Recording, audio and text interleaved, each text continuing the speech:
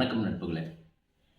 ஒரு வாரத்துக்கு முன்னாடி மாம்பழத்தை வந்து இயற்கையாக பழுக்க வைக்கிறது எப்படின்னு காமிச்சேன். இந்த பொட்டிக்குள்ளே போட்டு வச்சுருந்தேன். இப்போ நம்ம திறந்து பார்க்குறோம். மாம்பழம் பழுத்துருக்கான்ட்டு வாங்க பார்க்கலாம்.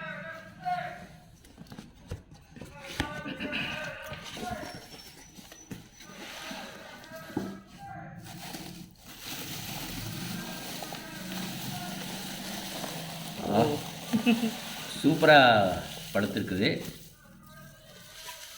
இயற்கையாக பழுக்க வைக்கிறது பாருங்கள். நம்ம ஏற்கனவே வந்து நம்ம கழுவி வச்சிட்டோம். நாளைக்கு நீங்கள் போய் புதுசாக கழுவ வேண்டியதில்லை. இருந்தாலும் கழுவல, ஏன்னா வைக்கப்பல் ஒட்டிக்குது. அதாவது கல்லாட்டு இருந்த பழம் மாங்காயை இப்போ எப்படி பழுக்க வச்சுருக்குது பாருங்கள். இது வந்து ஆர்கானிக் முறையில் நம்ம பழுக்க வச்சுக்கிறோம். இன்னும் எப்படி இருக்குது, மற்றதெல்லாம் எப்படி இருக்குதுன்னு பார்க்கலாம். பாருங்கள், இதுவும் பழுத்துருச்சு. இது இப்போ லேசாக பழுத்துட்டுருக்கு, ஆனால் ஆயாச்சு. அடுத்த ஜாயர் எப்படி இருக்குன்னு பார்ப்போம்.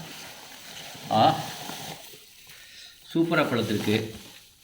இன்னொரு இந்த ஓரத்தில் இருக்கிறது மட்டும் இன்னொரு 2-3 நாளைக்கு ஆகணும் மட்டுக்கு. மற்றதெல்லாம் நல்லாவே பழுத்துருச்சு. இது கீழ் லேயர் பழம் பாருங்கள், நல்லா மணமாக இருக்குது.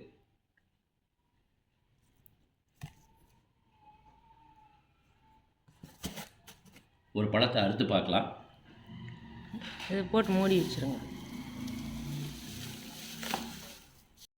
லேசாக கழுவிட்டு வந்துட்டேன். கழுவி துடைச்சாச்சு.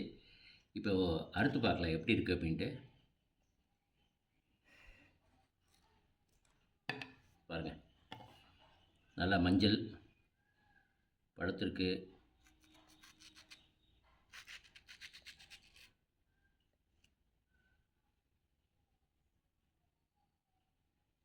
பழம் இது இயற்கையான முறையில் பழுக்க வச்சுக்கிறோம். இது ஆர்கானிக், அதாவது இயற்கை உரம், இயற்கையாக பழுக்க வைக்கிறது. புகை கூட போடல, வெறும் வைக்கப்புல் தான். வைக்கப்புல் மட்டும்தான். சாப்பிட்டு பாருங்க, நல்லா மணமாக இருக்குது. கற்பூரவள்ளி வாசம் அடிக்குது.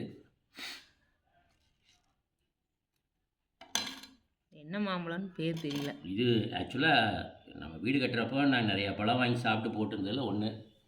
சாப்பிட்றோம். தோலோடவே சாப்பிடலாம். தோல் நைஸாக தான் இருக்குது. தோல் நைஸாக இருக்குது, நல்ல டேஸ்ட்டாக இருக்குது. இனிப்பாக இருக்கா? சரியான டேஸ்ட்டு. பப்பாளி பழம் நேற்று அறுத்தோம், அதை விட நல்லா. பப்பாளி பழம் தேனாட்டு இருந்தது, இதுவும் இப்போ வந்து தேனாட்டு இருக்குது. அருமையான டேஸ்ட்டு. இப்படி எல்லாருமே அவங்க வீட்டில் ஒரு சின்ன இடம் இருந்தாலும் ஒரு மரத்தை வளர்த்துங்க. இயற்கையாக நாட்டு மாடு வளர்த்துனீங்கன்னா அந்த சாணியே போதும்.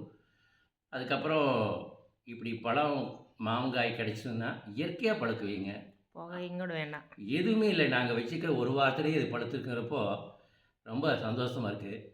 நீங்களும் இதுமாரி செஞ்சு சாப்பிடுங்க. நன்றி.